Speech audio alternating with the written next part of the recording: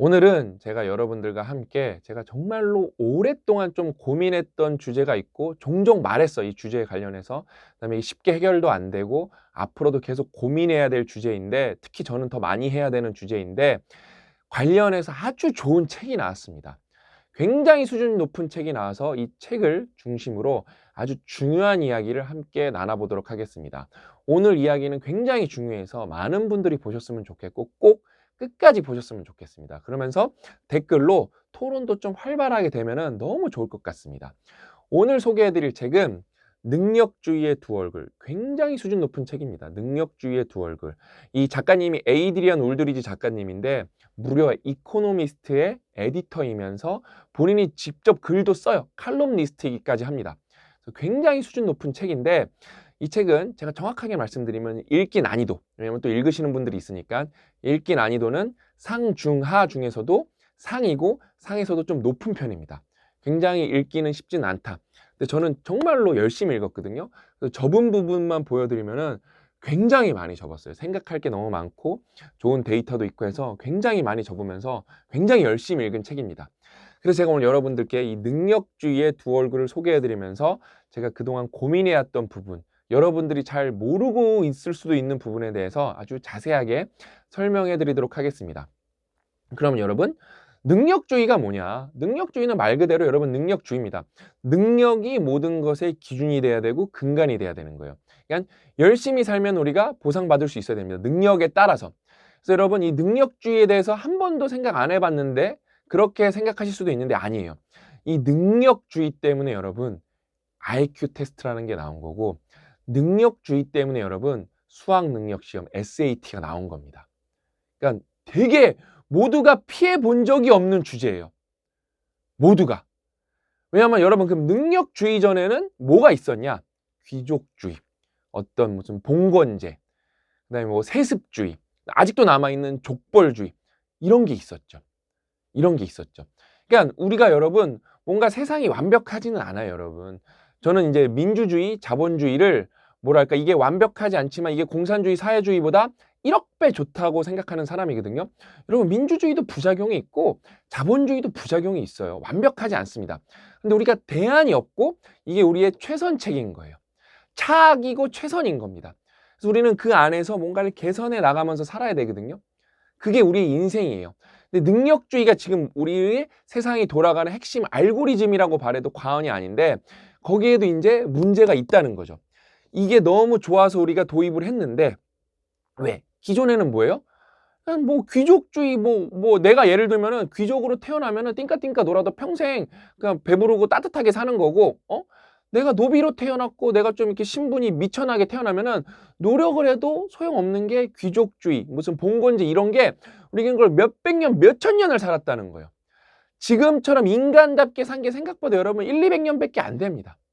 생각보다 이 역사가 짧아요. 근데 우리는 이제 뭔가 먹고 살기 바쁘고 그다음에 우리가 그렇게 긴 시계열로 뭔가 생각하기는 어렵거든요. 그래서 이제 책을 읽으면서 우리가 이런 역사를 따라왔구나.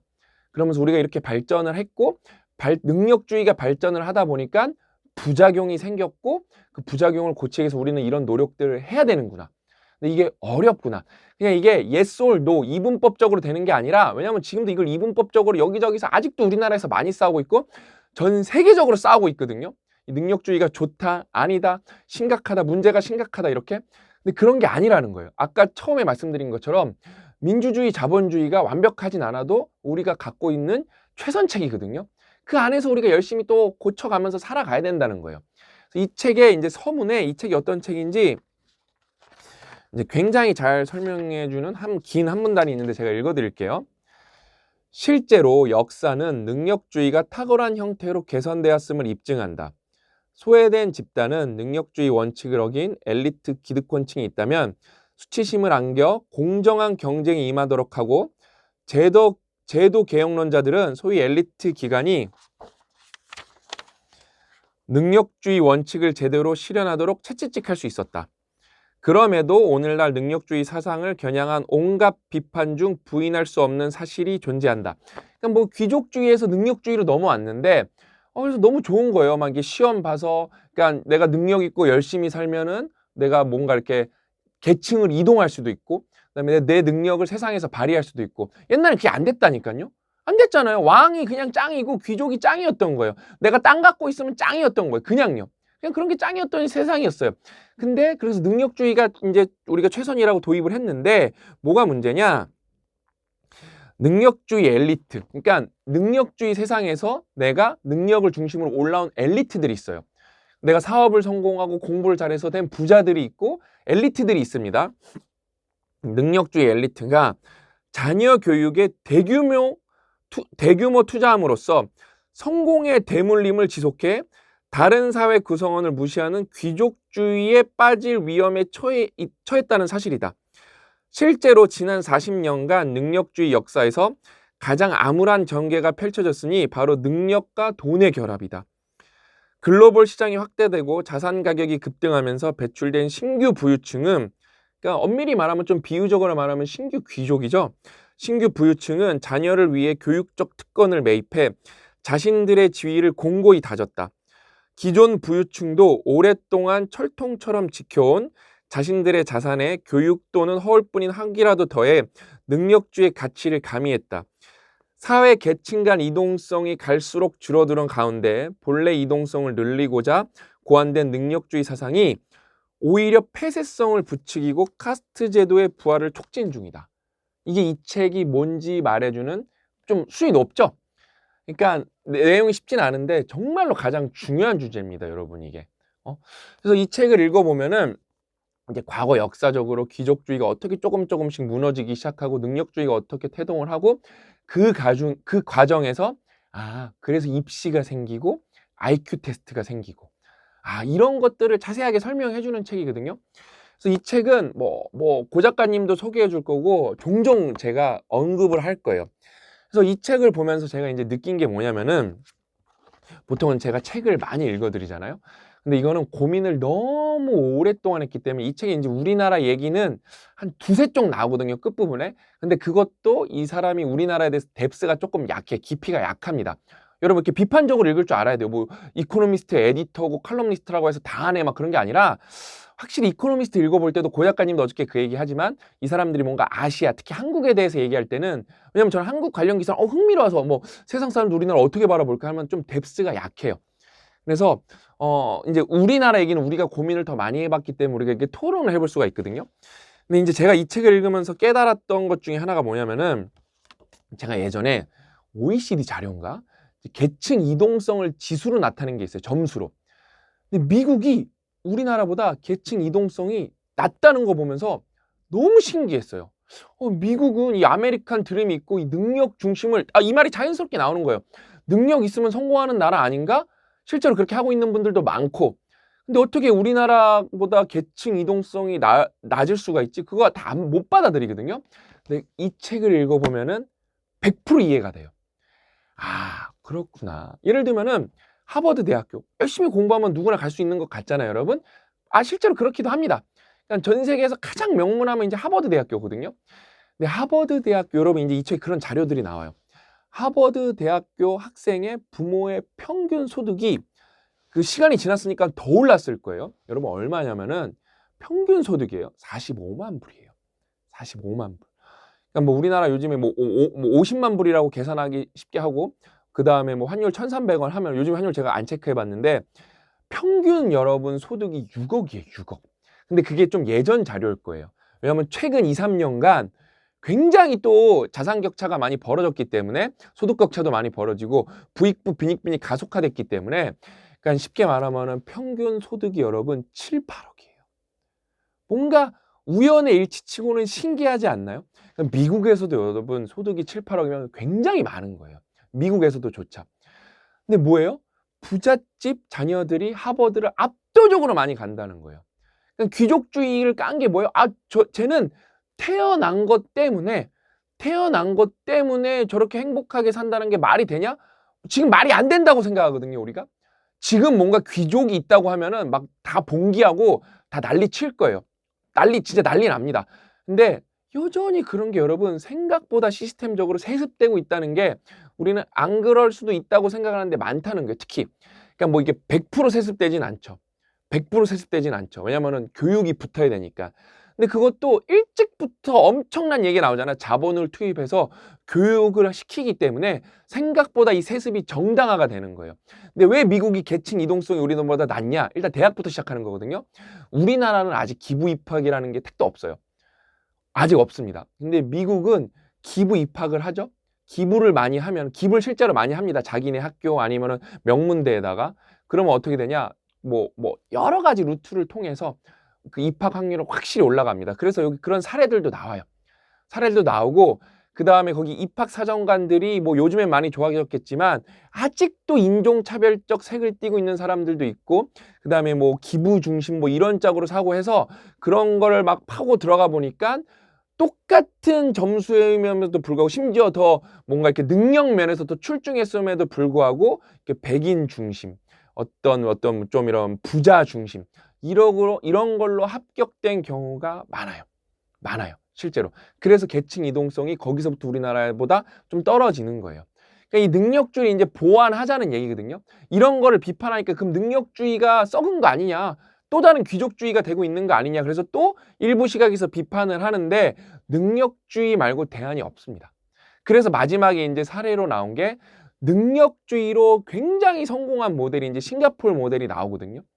정말로 이게 싱가포르는 여러분 입시의 진짜 끝판왕인 나라예요. 그러니까 능력주의의 끝판왕, 능력주의의 시장은 여러분 입시거든요. 입시. 굉장히 어렵죠. 근데 이제 그래서 성공한 모델이 나오는 거예요. 그러면서 이제 싱가포르 모델도 설명해 주면서, 그 다음에 제가 트럼프 당선이 이 능력주의라는 시스템 안에서 무슨 의미인지 조금 깨달았고, 브렉시트가, 영국이 이제 EU에서 탈퇴했잖아요. 그게 무슨 의미인지 그동안 칼럼도 보고 기사도 보고 했지만, 이 책을 좀 깊게 2주 동안 보면서 세상이 지금 분열이 그 어느 때보다, 우리나라 여러분 갈등 심하다 그러잖아요. 지금 전 세계적으로 갈등이 없는 곳이 없을 정도예요. 이게 그런 의미구나. 예를 들면 여러분, 미국은 능력주의의 나라거든요. 진짜 능력주의의 나라예요. 근데 그게 뭔가 지금 문제가 심하니까 이걸 막 좌우에서 다 비판을 하는 거거든요. 그러면서 능력주의를 보완해야 된다는 책이 이 책이고, 근데 트럼프가 당선이 되면서 트럼프는 그 당연히 가까운 사람을 자기 이제 보좌진으로 배치하고 자기 측근으로 배치하지만, 트럼프는 그 누구보다 가족과 친인척, 거의 준 친인척인 수준의 사람을 그러니까 백악관으로 많이 불러왔어요. 그러니까 족벌주의예요. 족벌주의. 와, 시대가 어느 때인데 아직도 이런 족벌주의를 행하는 사회. 왜? 웃긴 게 능력주의와 그 족벌주의는 대척점에 있는 관계거든요. 능력주의와 족벌주의는 대척점에 있는 관계인데, 그거를 반대로 한 사람이 트럼프인 거예요. 반대로 한 사람이. 근데 그다음에 되게 웃겨요, 이게. 트럼프는 여러분 그러니까 뭐랄까 변형된 귀족주의, 이 능력주의에서 세습된 능력주의를 물려받은 전형적인 사람이거든요. 근데 트럼프를 지지한 사람들은 그런 사람들이 아니에요. 그러니까 세상은 진짜 요지경이다. 참 세상이 인간들 뜻대로 돌아가지 않는다라는 걸 보여주고 설명을 굉장히 잘해줍니다. 그럼 이제 저는 우리나라로 넘어와서 교육을 한번 얘기해 보면은, 이제 그런 얘기 많이 해요. 여러분들도 굉장히 생각을 많이 해보셨을 거고 지금도 논쟁이 많은데, 정시가 좋냐 수시가 좋냐예요. 근데 이제 많은 사람들이 공정함을 확대하기 위해서, 공정성을 확대하기 위해서 정시를 확대해야 된다, 이런 주장을 합니다. 저는 거기에 어느 부분은 동의를 합니다. 그런데 그럼 그게 진짜 공정할 거냐라는 거예요. 절대 그게 여러분, 그러니까 그게 차악이 될 수는 있지만 절대적으로 공정할 수는 없습니다. 그게. 왜냐? 제가 이걸 조금 하나씩 설명해 드릴게요. 이거는 제가 저는 그렇게 살아보지 못했기 때문에. 근데 뭔가를, 저는 말 그대로 저야말로 능력주의를 뼛속까지 지지하는 사람이에요. 예를 들면 우리 할머니, 돌아가신 우리 할머니 할아버지 두 분 다 평생 한글을 못 읽으셨거든요. 저희 아버지 정말로 뼈 빠지기 일해서 자수성가 하신 분이거든요. 그러면서 저도 자수성가 하고 있거든요. 근데 도움을 받은 부분이 저는 분명히 부모님한테 있는데, 저는 저희 가족이 예를 들면 이 교육을 통해서 엘리트가 세습이 되는 건데, 저희 가족은 그런 걸 아예 몰랐어요. 그래서 뭘 몰라요. 그래서 그냥 열심히 삽니다. 막 우당탕탕 하면서 열심히 사니까, 제가 근데 어느 정도 사회에서 많은 사람들이랑 얘기해보고 유학도 가보고 하니까, 이게 공정한 것 같은데 이거보다 좋은 방법은 없는데 수능이 생각보다 공정하지가 않네. 일단은 뭐냐면은 저 때만 해도 저는 그런 걸 전혀 몰랐어요. 제 주변에 저는 외국이라는 거를 이렇게 고등학생 그러니까 대학생 언제 처음 나가봤지? 그러니까 군대 갔다 와서 처음 나가봤을 거예요. 저는 여러분 군대 갔다 와서 외국을 처음 나가봤어요. 처음 외국을. 그러니까 생각보다 늦게 나간 편이에요. 저희 또래 때는 그래도 막 대학교 1학년 때 배낭여행도 많이 가고 그랬는데 뭐 가까운 일본이라도 가봤는데 중국도 갈 수 있었고 저는 좀 겁쟁이이기도 하고 그래서 외국 여행을 군대 갔다 와서 어학연수라는 걸 처음 갑니다. 어학연수라는 걸 처음 가요. 근데 제 주변에는 그만큼 뭐 외국어가 뭔지 그런 걸 아는 사람이 단 한 명도 없었어요. 근데 예를 들면은 여러분 뭐 교수의 아들이다. 이런 친구들은 교수들이 안식년으로 갈 때 외국을 다 따라갑니다. 1년을. 그러면서 거기서 영어를 확 마스터하고 와요. 그다음에 뭐 이렇게 좀 성공한 능력주의 엘리트, 내가 뭐 성공한 뭐 대기업의 부장이다. 그래서 주재원을 간다. 그때도 또 따라가죠. 아니면은 강남에 사는 경우는 어렸을 때 외국으로 안 보내는 게 드물 정도예요. 그럼 어떻게 되냐? 영어 공부를 할 필요가 없습니다. 수능에서 뭐 끝내 못하는 친구들도 있어요. 근데 거기서 1, 2년만 하죠? 1, 2년만 조금 제대로 하면은, 그러니까 능력주의가 여기서 자꾸 이제 보호받을 수가 있는 게, 귀족은 그냥 태어나면서 땅을 물려주고 자기를 물려주고 직위를 물려주기 때문에 노력 없이도 띵까띵까 할 수가 있는데, 이 능력주의의 세습은 그렇게 노력이 없이는 조금 불가능해요. 근데 그 노력도 환경적인 요소가 되게 크거든요. 그래서 저희가 맨날 환경 설정을 강조하잖아요. 그렇죠? 근데 그거예요. 예를 들면 정시를 강조한다 쳐봐요. 그럼 어렸을 때 외국 생활을 탁 시켜버리죠? 그러면은 영어를 공부를 안 해도 됩니다. 영어는 다 만점이에요. 여러분, 저는 토익 공부를 따로 해본 적이 단 한 번도 없습니다. 근데 저는 교환학생도 갔다 오고 이제 박사학위도 받았죠. 그럼 저는 유학생활을 했잖아요. 그리고 토익을 보니까 원래 950점 그냥 나오네? 진짜로 950점 그냥 나와. 저는 진짜 소름 돋았던 부분이 뭐냐면은, 저는 왜냐면은 토플 공부해. 토플은 겁나 어려워요, 여러분. 토플은 토익보다 10배? 아니, 20, 30배 어렵다고 봐셔도 됩니다. 근데 제가 토익이라는 거를 31살인가에 처음 봤거든요. 회사에서 토익 900점 넘으면은 뭐 0.3점 고가 더 준다 그래서 낼름 봤거든요. 나는 그러니까 이런 걸 이제 깨닫기 시작하는 거예요, 여러분. 와, 이런 토익이라는 시험, 이런 말도 안 되는 시험을 공부하는데 1년에 막 절반을 소비하고 무슨 고시 공부하듯이 하고 이런 게 저는 막 1%도 이해가 안 됐어요. 이거는 영어를 조금이라도 할 줄 알면은 그러니까 일단은 그러면 이게 여러분 교육의 힘이 그러니까 뭐랄까? 이게 좀 주제가 어려워요. 그러니까 이게 저는 토익을 공부한 적이 없다니까요. 근데 그러니까 입사를 할 때 뭔가 여러분이 취업을 할 때 토익도 하나의 스펙이고 열심히 해서 능력으로 쌓아야 되는 거잖아요. 저는 여러분 토익을 능력으로 쌓은 적이 없어요. 저는 박사학위를 받으려고 공부한 거고 거기서 수업을 들으려고 자연스럽게 영어를 습득한 거지 영어 공부 당연히 했죠. 근데 그 토익을 950점 받으려고 이 악물고 한 적이 단 1초도 없어요. 근데 950점을 맞았고 저는 고가를 0.3점이나 꽁으로 먹습니다. 이게 공정한 건가요? 저는 꽁으로 먹은 사람이라고 생각을 하거든요. 저는 그거 없애야 된다고 생각해요. 전혀 이 사람의 능력을 변별력을 준다고 생각하지 않아요. 그럼 아까는 이제 들어간 거. 정시가 중요하냐, 수시가 중요하냐, 뭐가 좋냐? 그러니까 그거예요. 정시가 능력주의의 시작인 거거든요. 근데 그 능력주의의 폐해가 발생하고 교육적 폐해가 발생하니까 수시가 도입이 된 건데 지금 상황이 어떠냐? 수시가 왜곡된 거예요. 수시가 그러니까 이게 똑똑한 사람들이 해야 되는데 생각보다 이거를 잘못 만들어서 수시가 문제점이 많아지니까 그 폐해만 보이는 거죠. 그러니까 어떻게 우리가 접근해야 되냐? 정시도 좋은 점이 있고 수시도 좋은 점이 있다. 이렇게 접근해야지 수시 싹 다 폐지하고 정시만 해야 된다. 정시는 뭐 이렇게 잘못된 교육 방법이다. 이런 식으로 가면 안 된다는 거예요. 아까 민주주의, 자본주의 접근하듯이 그러니까 입시도 똑같이 접근해야 돼요. 그러니까 여러분 그거예요. 진짜 소름 돋게 그럼 정시가 공정해 보이는 것 같죠? 맞아요. 정시 공정한 부분이 있습니다. 근데 진짜로 정시만 하죠? 그러면은 부잣집, 강남 아니면은 뭐 이렇게 좀 이렇게 환경이 좋은 데서 난 친구가 무조건 유리해요. 이길 수가 없습니다. 그러면 그럴 거예요. 아닌데? 나는 지방에서도 서울대 갔는데? 있죠. 케이스가 엄청 작다는 거예요. 그러니까 서울대 다니는 친구들의 정시에서 부의 상관관계. 서울대 따질 필요 없잖아요. 그래서 하버드 따져 드렸잖아요. 부모가 여러분 연봉이 7억인 애들이 들어오는 학교가 하버드인 거예요. 그럼 그게 공정한 거냐는 거죠. 어렵죠, 벌써? 굉장히 저는 이거니까 이게 답이 생각보다 명쾌하고 명료하지가 않습니다. 그래서 우리가 이런 책 읽으면서 해외에서는 벌써 이 정도까지 고민을 했고 역사부터 개가를 하면서 이거의 장점, 이거의 단점 그걸 다 따져보고 있구나. 그냥 야 이씨 야 그 수식 그거 말도 안 되는 거고 야 이씨 정시 말도 안 돼 이게 아니라는 거예요.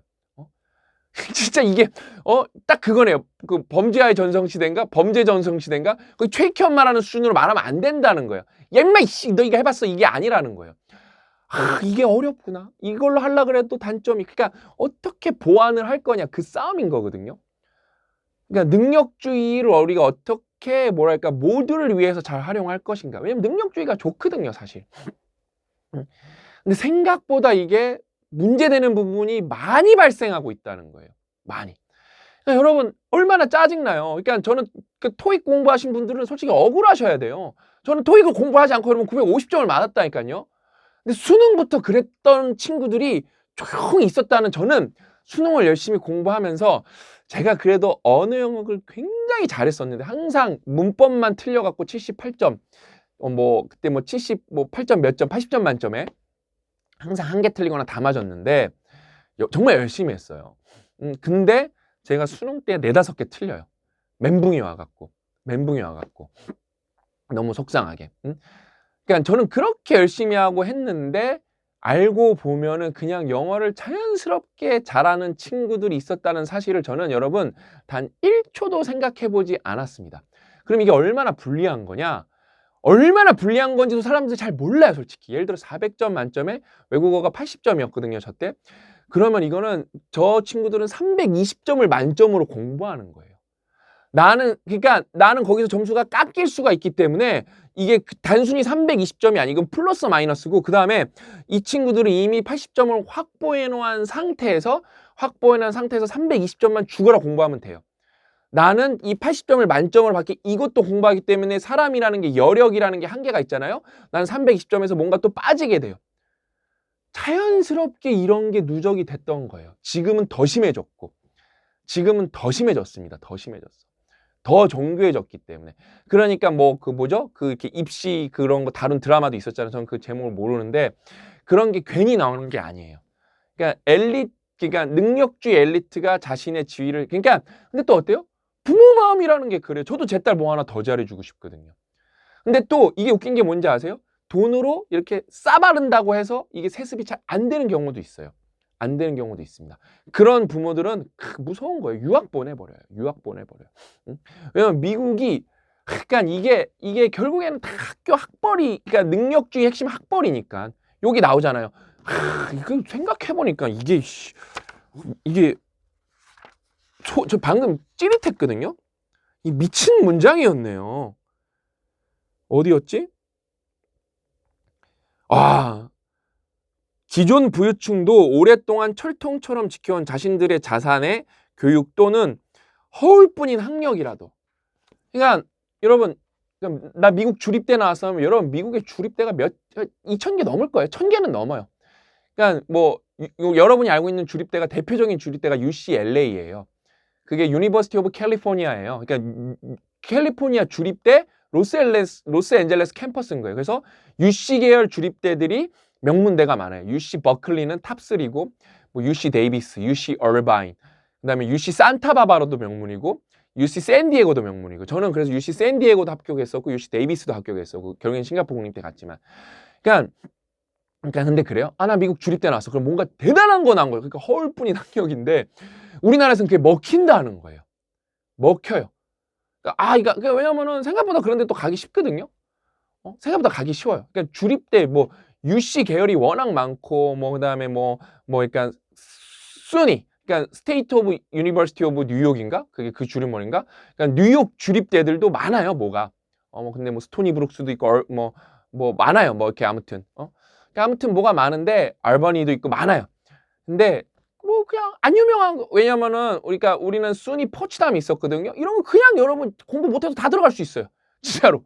생각보다 입시가 약해요. 그러니까 그런 거 있는데 거기 나오면 나 뉴욕 주립대 나왔어. 그럼 이게 허울뿐이 학력을 한국으로 이렇게 뭔가 여러분 세탁돼서 들어오는 거예요. 세탁돼서 들어오는 거예요.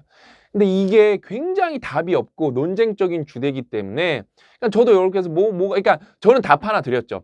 뭔가 우리가 앞으로 이 책은 여러분 자주 언급될 거예요. 뭐가 공평한 건가, 뭐가 공정한 건가가 화두기 때문에 요즘 더 중요한 세상이 됐기 때문에 자주 인용이 될 겁니다. 자주 제가 꺼내 볼 거예요. 근데 책은 여러분 다시 한번 말씀드리면 읽기는 굉장히 어렵습니다. 이코노미스트 600쪽짜리 읽는다고 보시면 돼요. 그게 얼마나 어려운지는 댓글로 이코노미스트 읽어본 분들이 써주세요. 이코노미스트 600쪽짜리 읽는다. 이거는 꼭 이코노미스트 읽어본 분들이 그걸 이코노미스트 번역돼. 왜냐면 이코노미스트 영어를 잘해도 어렵다니까요. 딱 그렇게 생각하시면 돼요. 이 책이 읽으면 어려운 게 이코노미스트라서 그래요. 이코노미스트라서. 근데 아무튼 이 책은 자주 언급될 건데 제가 정답 하나 말씀드렸죠. 뭐냐면은 토론 과정의 정답이에요. 정시가 오르냐 수시가 오르냐가 아니라 정시가 능력주의의 공정성 때문에 도입된 건데 그 부작용을 보완하기 위해서 들어온 게 수시다. 왜? 그래서 여러분 그냥 지방 살면서 예를 들면 이 사교육이 좀 약한 곳에 사는 친구들한테 서울대나 명문대 갈 수 있는 기회를 줘야 돼요. 그게 다양성 측면에서도 좋고 왜 그게 필요한지 그러면은 그런 거예요. 그게 어떻게 공정합니까? 뭐 안 공정하다고 왜? 그 친구들 때문에 수능을 점수를 잘 봐서 떨어진 친구들은 안 공정하다고 하겠죠. 그쵸? 그러면은 여러분 과연 좋네. 과연 그 귀족주의 그런 그 멍충이들만 무능한 사람들만 계속 있었던 게 어떻게 그러면 역사가 있었고 발전을 했고 교육이 심지어 귀족주의가 타파가 됐냐? 후견인 제도가 있어서 그래요. 여기 이제 후견인 제도를 한두 챕터 설명을 하거든요. 그냥 그거예요. 귀족들도 그냥 썩었어. 족벌주의 썩었어. 그냥 막 희한한 놈들이 와서 다 관직 달래. 그것 때문에 왕들도 미칠 뻔했대요. 근데 멍청이들만 와서 오면은 왕도 왕 가도 안 돌아갈 거고 나라도 안 돌아갈 거고. 그래서 후견인 제도라 그래서 후견을 해주는 거예요. 한 명을 픽업을 해서. 그게 또 이 귀족주의가 돌아가게 한 시스템이기 때문에 이 이 수시를 통해서 후견인 제도까지는 아니어도 그러니까 우리가 공동체가 발전하는 방향으로 가려면은 다양성에서 이 능력주의의 참된 방향을 실현하려면은 엘리트 능력주의의 세습을 좀 방지하는 방향에서 수시가 있어야 되는 거죠. 근데 이게 어렵죠. 사람이 결정하는 거니까. 그래서 그러니까 이걸 어떻게 보완할 건지를 함께 토론해보자가 정답이라는 거예요. 수시가 틀렸다, 정시가 틀렸다 이게 아니라 보완하자. 그러면 이제 좀 따져보는 거. 그럼 다시 정시 비율을 조금 늘려볼까? 아니야. 정시 비율은 유지하면서 수시의 이런 점을 개선해볼까? 그러니까 요즘에 이제 막 여러 분야에서 막 부모가 부자니까 저는 학교 다닐 때 학생이 어떻게 무슨 논문을 쓰지? 학생이 어떻게 저런데 인턴을 가지고 고등학생이 일반인 부모는 택도 없어요. 그게 여러분 그러니까 정시가 공정하다고 하는데 정시가 공정하면 여러분 부자들은 이렇게 더 웃고 있어요. 왜? 강남 사교육을 여러분 이길 방법이 없어요. 더 심해져요. 더 심해집니다. 그러니까 근데 그런 사람들이 나오니까 왜? 세상은 넓고 사람은 많으니까 지방에서도 만점 받는 친구 나올 거거든요. 나와요. 그거는 나와요. 여러분 무슨 수능 만점 받는 것보다 여러분 창업을 해서 조만장자가도 되는 사람도 흑수저 출신에 나오는데 수능 만점 받는 건 솔직히 할만하겠죠. 그거 답이 있는 건데 창업은 답도 없는 영역인데 그쵸? 근데 그게 생각보다 포션이 작다는 거예요. 그러면서 이게 세습이 점점 커져서 그러니까 우리나라는 여러분 정말 조그마한 나라잖아요. 미국이랑 영국 이런 데가 이게 엘리트 카스트가 새로 생기고 있네. 이 정도로 비난이 나오고 있다는 거예요. 그러니까 그렇게 단순한 문제가 아니다. 이 정도만 우리가 오늘 합의를 볼 수 있어도 어마어마한 영상이죠. 그리고 앞으로 뭔가를 토론할 때 싸울 게 아니라 장점은 인정하고 단점을 보완할 생각을 해야지 마냥 싸우면 안 된다. 오늘 스터디언 수준 굉장히 높죠. 그러니까 이 책을 읽으면서 여러분들한테 이 얘기를 너무 제가 고민을 오랫동안 해드렸던 부분이라서 너무 해드리고 싶었어요. 그래서보다 영어는 여러분 이 항목을 열심히 해서 이 영어가 대한민국에서 엘리트 능력주의의 세습 수단이에요. 외국은 또 없는 수단이야. 우리나라는 영어가 여러분 세습 수단이에요. 그래서 제가 영어 독립 단어 같은 거 겁나 열심히 만드는 거예요. 다 영어 잘하게 만들게. 영어를 그냥 저는 그래서 우리나라에서 제가 뭐라 그랬어요? 토익이란 시장이 없어졌으면 좋겠다. 저는 그게 제 꿈 중에 하나예요. 그러니까 쓸모없는 거에 우리 친구들이 인생을 낭비하지 않았으면 좋겠거든요. 저는 그거를 해내고 죽을 겁니다. 토익이라는 사교육 시장이 한 20년, 10년, 진짜 뭐 빠르면 5년 안에도 없어졌을 텐데 그게 쉽진 않은데 10년 뒤에는 우리는 토익 안 받는데요. 토익 필요 없는데 이런 세상이 오게 만들 겁니다. 그러려면 여러분 쉬운 게 아니라 시스템, 제도 이런 걸 다 만들어야 돼요. 다 만들어야 돼요. 아무튼 열심히 하고 있으니까 저는 왜냐면은 저는 여기서 말하는 능력주의 엘리트예요. 근데 저는 그거에 세습에 생각보다 관심이 없고 우리 딸도 능력주의에서 살아남았으면 좋겠고 본인이 열심히 해서 근데 당연히 거기 제가 영향을 안 줄 수는 없겠죠. 세이프티넷이 워낙 탄탄하니까. 근데 그래서 제가 기부를 하는 거예요. 기부. 그러니까 막 이런 거 따지면 그래요. 그러면 공정한 거 예를 들면은 뭐 야 그건 네 사정이고 공정한 건데 예를 들면 여러분 축구 시합을 해요. 우리는 부자 나라야. 우리는 부자 나라여서 월드컵을 우리나라에서만 개최할 수 있어요. 계속 평생. 그럼 그게 축구에서 공정한 겁니까? 공정한 겁니까? 우리는 우리만 유리한 거지. 근데 그렇게 뭔가 입김이 왔다 갔다 하는 경우가 많잖아요. 그렇죠? 왔다 갔다 하는 경우가 많죠. 그러니까 생각보다 공정하지가 않은 경우가 많아요, 여러분. 되게 공정한 것 같은데. 이런 거를 계속 토론해 나가면서 양보하면서 합의 보면서 우리는 더 선진국으로 갈 거다. 이게 돼야 우리나라가 여러분 100분 토론도 좋아지고 여러분이 이 정치인들 막판이니까 욕 한번 할게요. 정치인들 다 개새끼들이라 그러는데 그게 그 사람들이 어디서 하늘에서 떨어진 게 아닙니다. 우리나라 능력주의 엘리트들을 우리가 개새끼라고 부르고 있는 거예요. 그럼 어때요? 우리 중에 최고가 개새끼라면은 우린 개새끼보다 못한 사람일 수도 있다는 거예요. 그거를 바꾸려면 우리가 바뀌어야 되고 우리가 토론을 할 줄 알아야 됩니다. 우리가 똑똑해져야 돼요. 그거를 우리가 함께 스터디언을 통해서 해낼 겁니다. 아셨죠? 오늘 이야기는 여기까지고 다음 시간에 또 알찬 내용 찾아뵙도록 하겠습니다. 또 만나요.